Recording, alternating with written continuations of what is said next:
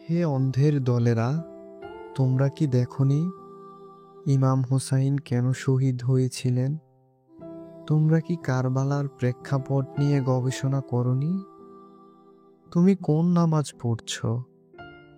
ইমাম হুসাইন যে নামাজ প্রতিষ্ঠার জন্য শহীদ হয়েছিলেন, তুমি তো সে নামাজের ধারে কাছেও নেই।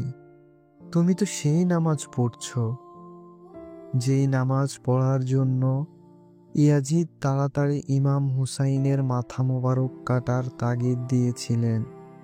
বলেছিল, তাড়াতাড়ি করো, আমাদের আবার আসরের নামাজ পড়তে হবে। তুমি হুসাইনের নামাজ পড়ছ নাকি ইয়াজিদের নামাজ পড়ছ? তুমি হুসাইনের ইসলাম পালন করছ নাকি ইয়াজিদের ইসলাম পালন করছ? তুমি কি কোরআন পড়নি? নিশ্চয় সালাত মানুষকে যাবতীয় খারাপ কাজ থেকে দূরে রাখে। তুমি কি এটা শোনোনি? তোমার প্রসঙ্গ রাখি, আমি তোমার মসজিদের ইমামের কাছে গিয়েছিলাম। কই, সে তো খারাপ কাজ থেকে দূরে নেই। গোপনে জানলাম সুদ ঘুষ সব কিছুর সাথেই সে জড়িত।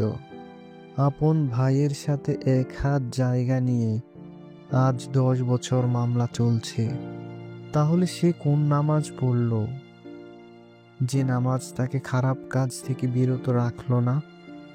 ইহা কি ইয়াজিদের নামাজ নয়? তাহলে কোন নামাজ ইমাম হোসাইনের?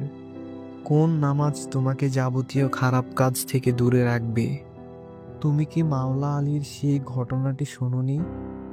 একবার আলীর পায়ে তীর বিদ্ধ হয়েছিল, কেউ তীরটি খুলতে পারছিল না। রাসূল সাল্লাল্লাহু আলাইহি সাল্লাম বললেন, আলীকে নামাজে দাঁড়াতে দাও, তারপর তোমরা তীরটি খুলে নিও। মাওলা আলী যখন নামাজে দাঁড়ালেন, তখন সাহাবীরা টান দিয়ে তীরটি খুলে ফেললেন। কই, মাওলা আলী তো কোনো ব্যথা অনুভব করলেন না।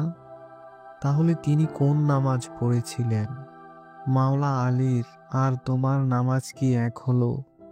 বুকে হাত দিয়ে বলতে পারবে তুমি আজ পর্যন্ত যত নামাজ পড়েছিলে তার মধ্যে কোনো এক ওয়াক্তের নামাজ এইভাবে পড়েছিলে?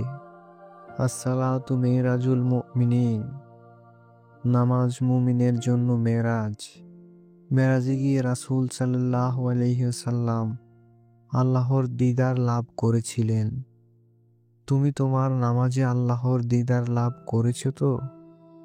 তুমি বলো, তুমি কার নামাজ পড়ছো? প্রশ্নটি তোমার বিবেকের কাছে রেখে দিলাম।